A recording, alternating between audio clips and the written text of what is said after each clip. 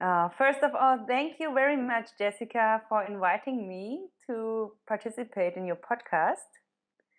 Welcome. I'm very happy to talk with you about that topic. So, first of all, there are these two words: processes and integration, and or integrative. And with processes, I mean to look at the how to do things. We are very, very much focused in our world on results. So we know we want to achieve a certain profit, or we know we want to achieve a certain success. Um, but we are not so much looking at how we want to do it. And I believe that the process, the way to reach your goal, is as important as the actual result, and that both are interdependent. So, first of all, it's to support the how. Mm-hmm. So great. And So it's really it's all about the process, or more or less all about the process, and not so much about going for your goals straight forward. You might miss a lot on the way. yeah, it's both actually, and that's what I mean by integrative. It's Mm-hmm. holding the question where you want to go, the question of the issue of the challenge, and at the same time look at how you do it. How are the relationships, for example, in your team? Mm-hmm. How do you integrate all parts, all stakeholders, all resources in a way that you reach the goal, and at the same time you have a fair, inspiring, constructive environment. I remember we have been very, very inspired when we met each other, because we like, oh yes, exactly, yeah, yeah, that's what we have to look at. We have to look at this all this potential that is in the room that you don't see when you're just focused on your current objective, on your to-do list. Mm-hmm. So and then you came to visit our collaborative co-working space, um, Think Farm, Berlin, Yeah, yeah, to host true. the Host2Transform session. You were there with a colleague, and you introduced me to your approach of vanilla way. And but now you're working with presencing. I think it's the method of ULab, if I'm correct. It's part of the framework of Mm-hmm. Theory U. Mm-hmm. And what did you integrate it? Because I did join the MOOC, which is an online course of ULab about presencing and how you can connect on a deeper level from the individual point of view, but also tapping into your unconscious and become more conscious of what drives you, and then find the connection again. Is that also where you tap into to the whole process of the you, or is there another approach? Yes, yes, exactly. It works with the U theory, that has also the subtitle Transforming Business, Society, and Self. Mm-hmm. So I find it really interesting to ask yourself the question, what's my role, what's my part in solving complex social issues, Mm-hmm. and support systemic change? And I think there are many tools and methods that support that. One, for example, is dragon dreaming. I'm used to work with a lot, and also the Theory U framework in general. And there are a lot of beautiful methods inside about communicating with each other, about creative writing, many different playful approaches, I would say, that focus on an open mind and open heart. Mm-hmm. Though, what I was always missing in these approaches is really actually looking at this huge field of non-verbal communication, to really not only use your open mind and open heart, but use your whole body. Use your whole body as a resource. And this is where social presencing theater comes in. Mm-hmm. I find it's really great addition to all the tools and practices that are there, that based on verbal communication, on creative thinking, even using your hands, design thinking. It's really bringing in something to make this whole processes complete. Mm-hmm. And I see a benefit like on 3 levels. When you practice social presencing theater as an individual, you can work on your mindfulness and your awareness that it becomes more sensitive. You broaden your perspectives. You get new perspectives on individuals' challenges. So this is one thing. And at the same time, it's also working really well for groups. So I work a lot with groups. And sometimes it really needs a space of, where you're not coming together to achieve something specific. Mm-hmm. And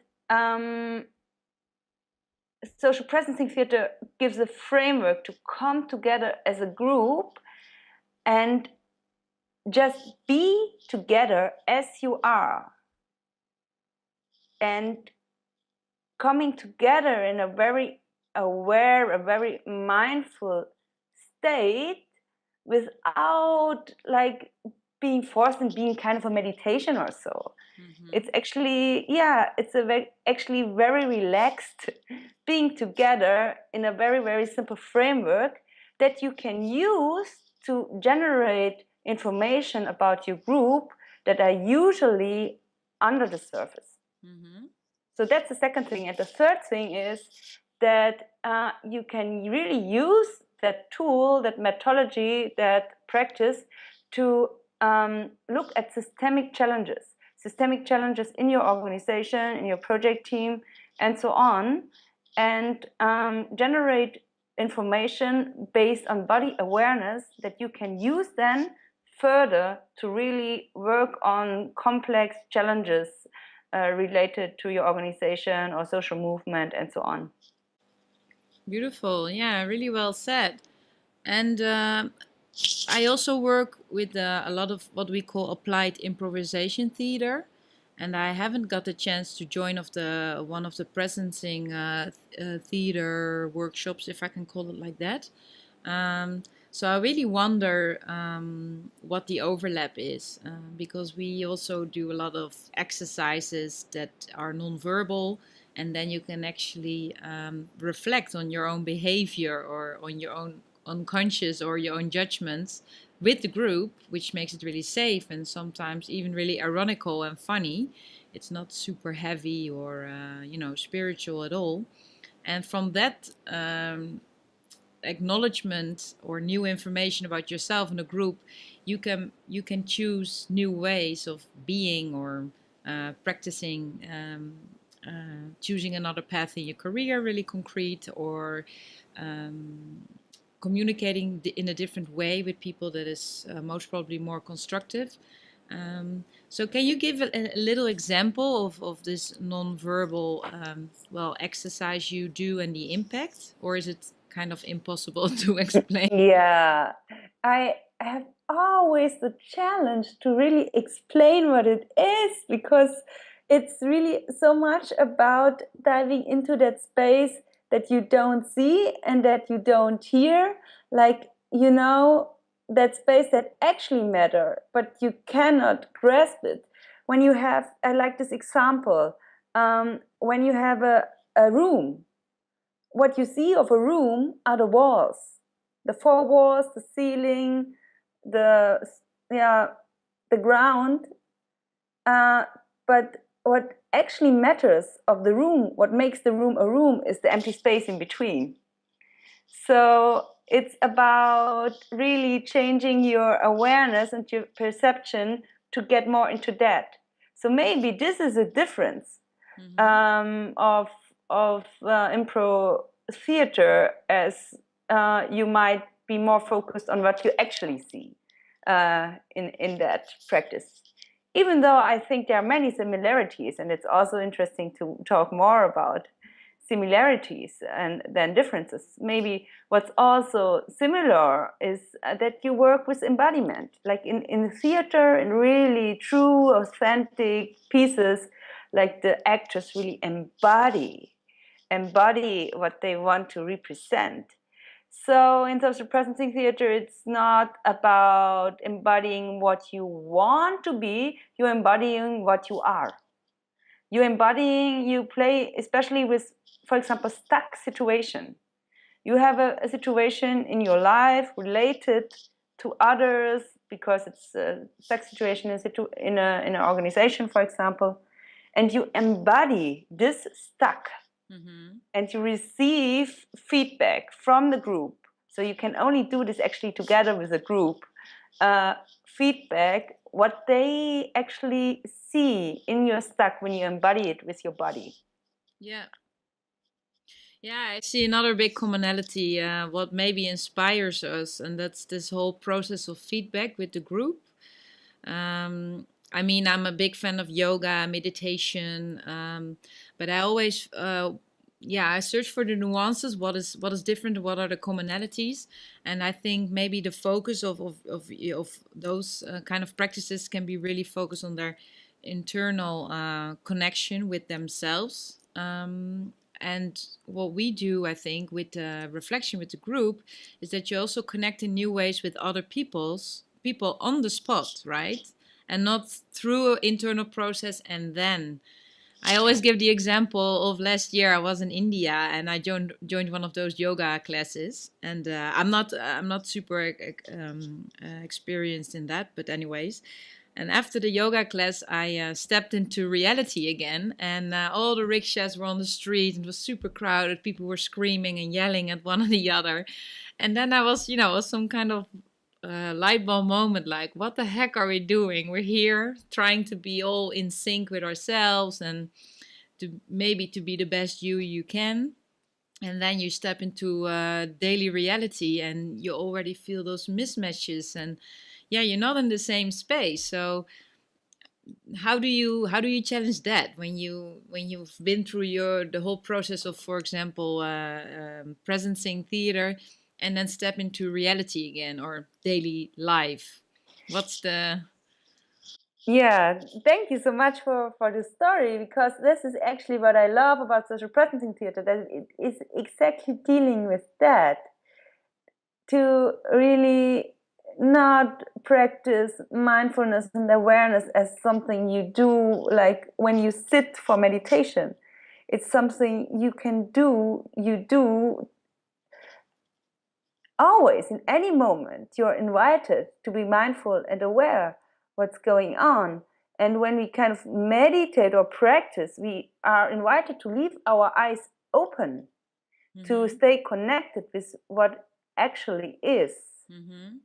And at the same time, leave our like we are so focused on our eyes, to observe, to see with our eyes, with our sharp eyes, that we forget to use all of our antennas we have, yeah, actually to observe. And also, And do you also mean that to listen to your intuition more, maybe, or is that not really how you would verbalize it?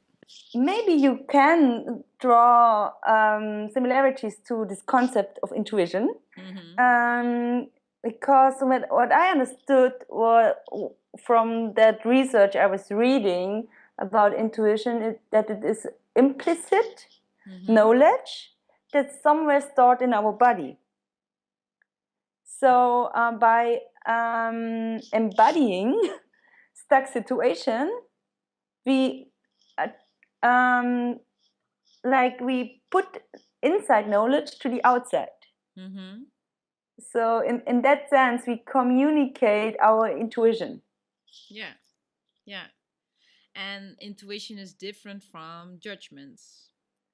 Exactly, and that's actually what I love most about SPT, how you call it short, is that all the communication you do, you aim to not interpret. Like you just share your observations, you just share your feelings. All feelings, all observations are valid. And I tell you, practicing just one afternoon, social presence in theater brings you in such a relaxed state, because actually what makes you so tired, or what makes me, speaking for myself, so tired, is trying to rationalize and understand and make sense all the time of everything. So Why are just we that. capable to? I sometimes wonder, yeah, what's the use? Yeah, yeah, thinking, I thinking, mean, it's thinking. important, but like it all needs a balance. Yeah. And to actually, when you're stuck, maybe it's because of that, because you're too much focusing on a certain aspect, and you leave away all the other aspects and all the other possibilities and perspectives. And social presencing theater helps you exactly in that point, to open up and look at other possibilities without the aim, and this is important, without the aim on fixing it. Like social presencing theater is not the new coaching tool to fix your problems. It's really an invitation to stay open. Yeah. Yeah. Is it could you, if you, I mean, if people do not really know about this concept, just to use a metaphor, could it be like some kind of group yoga or group consciousness, collective consciousness you exchange? Or did you find a metaphor for people to well, I love the metaphor of the walls, of course, but something that maybe already exists as a really accepted tool for everyone to use. Um, Mm-hmm. I I think that group meditation, it's yeah, it still leaves too much room for interpretation, but it goes in that direction. It's maybe a playful, artful way of group meditation. Yes, yes, okay. I can call it that by that. By experiencing silence, by being active, by dancing, by talking, by forming social culture, as social sculptures, Mm-hmm. meditating at the same time. Oh, beautiful. Yeah, the other day I was actually thinking of having a, why we're not dancing. So yeah, only in the evenings, on a Saturday evening maybe, but every organization should have next to their smoking area a dancing area to just relax and yeah, get into your body and well, have all the energy and make creative thinking to yeah, more active, actually, to activate that process. um, but I was also wondering, because with Host2Transform, we really work on transformation. It's already in the word, of course. And it's unlocking personal transformation, team, on a team level, organizational level, and even societal level. And there's people that hosted sessions. At the moment, actually, someone in Brazil for yeah, a village that works with a lot of stakeholders and wanna start some kind of, yeah, they used to be orphans, but now they are grown-ups, and they want to provide them yeah, more tools to provide them to activate actually their potential. That's how I should call it, to unlock their own potential. So they want to start a little program, and that has to be agreed upon to many stakeholders. So I provided her some exercises today to get those stakeholders in tune. You know, no decision making yet, just to get to know each other. And for me, that's a step to societal change too, you know, because there's people from the business world, there's people from the government, there's people that may be homeless, but is one of the potential, well, participants of the program.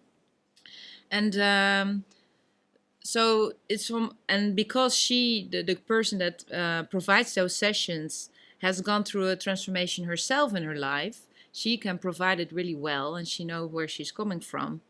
And I was wondering, I think we had a conversation before, but it's nice for also the listeners to understand where you are coming from. And I would like to invite you to tell a little bit about your background and how did you how did you ended up? How did you started to work with presencing theater and everything you do in Vanilla Way as well? How come? What was your transformation? Hmm. I'm actually coming from advertising industries.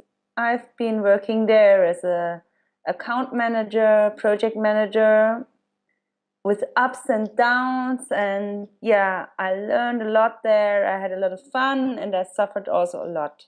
Mm-hmm. And I really had a point where I had to drop out because of the way we were treated as a team, the Mm-hmm. way decisions were made.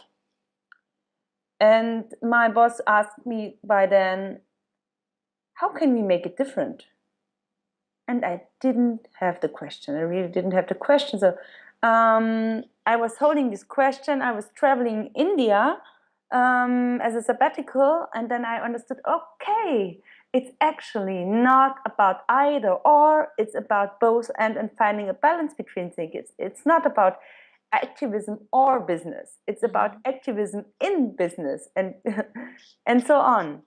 And I was looking for how to offer my skills and my work in communication, advertising, project development to alternative projects. Mm-hmm. And I realized that especially like with projects where you don't have a boss, where you don't have a certain budget, some organization that holds it, it needs specific skills. Mm-hmm. And that's where I got in touch with Dragon Dreaming Project Design. That's a very holistic approach to design collaborative projects that serve personal development, community building, and working on a certain theme, serving the earth, the society. And it integrates actually so many methods that exist anyway. It's Mm-hmm. just like a pattern that, yeah, um, John Croft, the founder, the co-founder, found out. And it also, like in that, also like meditation fits. In that, also business planning fits. In that, theoretical approaches fit. In that, just doing, practice, action, activism fits. And that inspired me a lot, especially like transformed me a lot because it empowered me to really live my dreams, to Mm-hmm. understand me how to realize my dreams. And on that way, practicing that myself, offering it to projects, yeah, like as a facilitator and also being part of many different movements and global organizations like the Dragon Dreaming movement itself or the collaborative co-working space Think Farm. Yeah, I realized, okay, how actually to integrate, that's where the word integration comes in, actually all the things I love.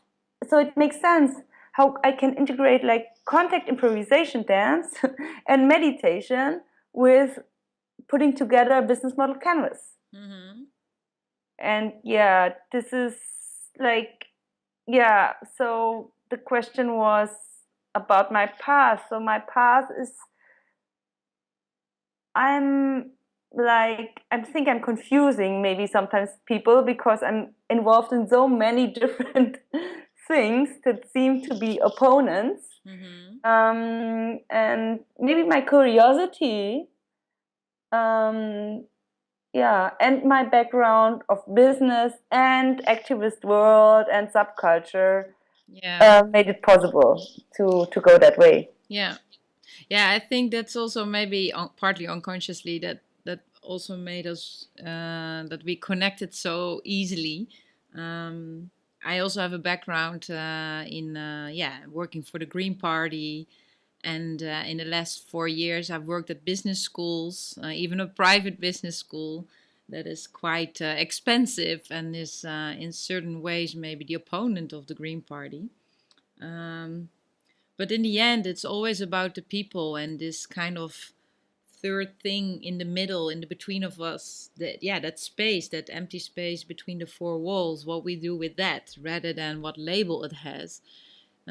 Because you have I heard good and bad stories about every sector, NGO world, the Green Party world, the business world, but also good. Yeah, it's really what you make of it and what you do with the people, and if you can flourish together and unlock each other's potential, I think. And then whatever you do, well, maybe certain sectors for me would not be really. Something I would love to work in. But who knows? If you can transform people to become the best person they can be, I think it's always a good cause to work for. Hmm. Yes, I admire your work a lot. I especially love that the tools that Host2Transform, that's at least a part of your work I know, offers that they are so really kind of down to earth, that they have such a low threshold, that you don't have to engage in a week-long workshop to understand it. You don't have to be like kind of really open to experience something new. Yeah, you just have to be a little bit curious and give 10 minutes of your time, and you can really, yeah, experience what it is about. So yeah. Yeah.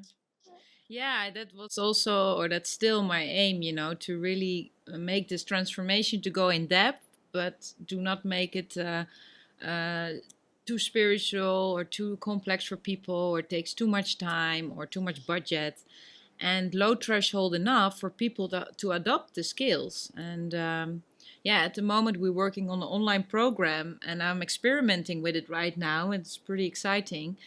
But today, like I said, in Brazil, somebody launched a session. Somebody at a school in the middle of the Netherlands launched a session with 50 German students actually. So it's I already make myself missable, and that's that's quite amazing. Yeah. Yeah, that's where I want to go with Vanilla Way as well. So that's actually where I am at which point I am at the moment. It's really about now spreading out the wings. Like I've been doing this work the last 5 years, self-employed, with a lot of people in a large network. I've done a lot of projects together with others and with teams and so on, really living what I preach, trying to at least. And still, I feel at the moment it's about transforming Vanilla Way in a real agency, where there's a whole team behind, and to bring out a product that can reach the masses. Yeah. So I was really thinking about, not only thinking about, I got visions about how to make transformation mainstream. So what does it need to make transformation mainstream? I think it needs a low threshold product. Yeah. People are not willing, many people are not willing to go one weekend into a workshop. They don't even understand what we are talking about. I wonder who is understanding what we are talking about at the moment. So Can you you need send a us questions if you don't? so I was wondering what does it need, Yeah. and my idea is to launch a game. Nice. To launch a game where people learn how to play win-win-win. Yeah. Great. How to play win-win-win and create social businesses, create transition towns, create eco-villages by playing win-win-win. Cool. And maybe one last question for you, a little bit amongst the lines of transformation. So, what is your purpose? Like, what is your mission that you would like to accomplish, and which is not so much connected to products or services, but what is your drive as a person? Mm. Recently, during the U Lab, this Theory U massive online course, I actually got it to the point. Actually, what I really want personally for me, Mm-hmm. and also hopefully like I'm also happy others, Mm-hmm. is actually just to be in a state of where I'm not craving Mm-hmm. for anything, where I'm content and can celebrate the existence. And why am I doing that so much? Mm. I wondered. And it's actually about creating places, creating spaces, creating frameworks that allow us to be. Beautiful. Yes. So thank you very much. I think I do not want to add anything to that. So thank you so much for your time, and let's speak soon. Thank you, thank you, thank you so much, Jessica, for your openness and curiosity and this possibility. And I hope to see you soon in Berlin, in Amsterdam, or somewhere else in the world. For sure. Biggest kiss. Ciao, ciao. Bye bye.